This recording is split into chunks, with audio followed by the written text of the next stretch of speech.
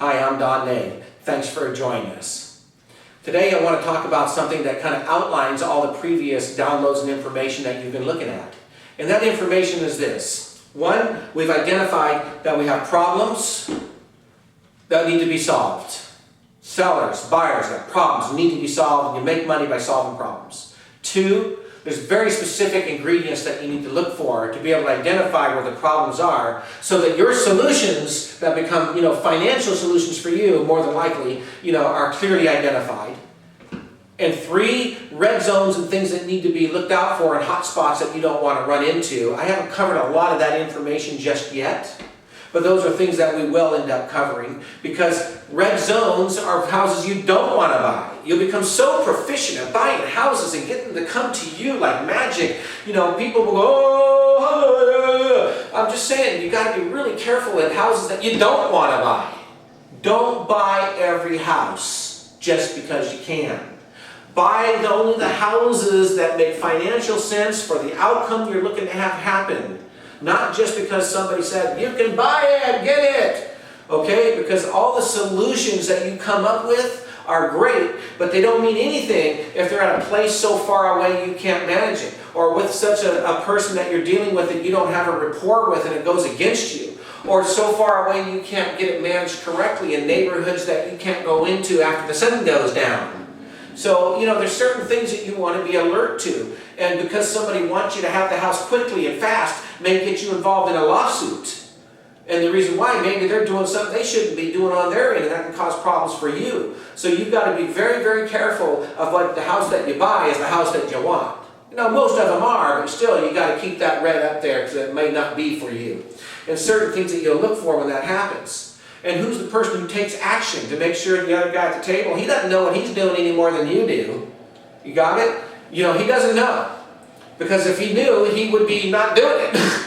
So he's sitting there thinking he knows more than you, you're thinking you know more than him, and you're both scared to talk to each other. So you knock on the door, and the guy opens the door. He says, hey man, can I come on in? Do you mind if I sit at the kitchen table? You got a glass of water? Do you have your house papers together? Well, I'll tell you what, this is a pretty nice place here. Do you mind showing me around to see what it is that I'm buying?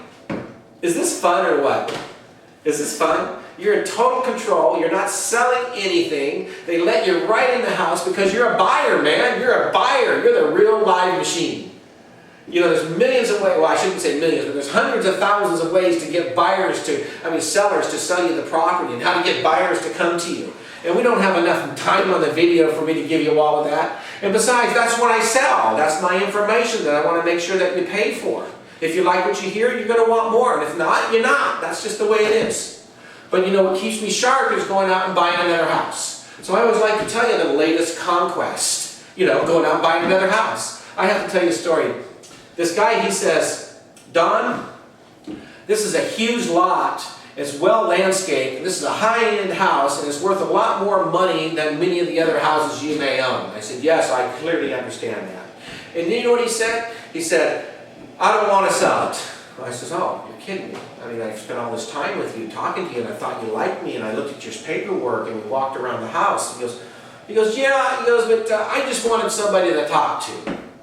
I said, well, I appreciate that, but, you have your housekeeper in there, don't you talk to her? And he said, you had that other guy that came by and talked to you and interrupted us, and then you told me you had a bank call a couple of times where we got interrupted. And he says, no, he goes, I just wanted to talk to you. You seem like a nice guy, and, I just wanted your company for a minute, and we walked around, and that's good. And I says, well, I appreciate that, but then let me do something for you. And he goes, what's that? And I says, well, you got this big lot. You can't maintain it. It's a lot of work. this must cost a lot of money to do. And he goes, it does. And I said, well, how much money does it cost? And, he told me it was about $150 or something like that per month, maintenance on his whole yard. And at that time, that's reasonable. And it was a big yard. It was like a half acre, quarter acre, something like that. Quarter acre. Corner lot, big circular driveway. And I said, make you a deal. I'll mow your lawn for you until you decide you want to sell the house. And I get the right to buy the house from you when you decide to sell. That's the end of the discussion. He goes, what? And I said, I'll mow it for you. I'll mow your lawn. I'll mow the lawn for you. I'll keep it mowed for you. And I'll do that until you ever decide you want to sell the house. And he's like, what? What? And he's all like, well, that's going to cost some money, and what does that mean? I said, it doesn't matter what it means. What it means is this. I'll mow your yard every single week until you want to sell your house, as long as I'm the one who gets to buy it. Pure and simple.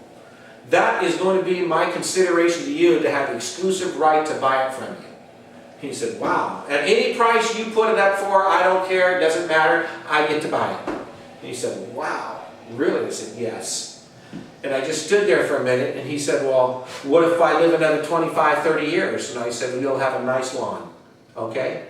If I quit mowing the lawn, it means I don't want your house anymore. And he goes, what? And I said, if I quit mowing the lawn, that means I don't want the house. And he goes, well, who's going to mow my lawn? And I said, it's not about the lawn anymore. I don't want the house anymore. So I quit mowing the lawn. So as long as I mow it, it means I want the house, and until you decide you want to sell it. And he said, okay.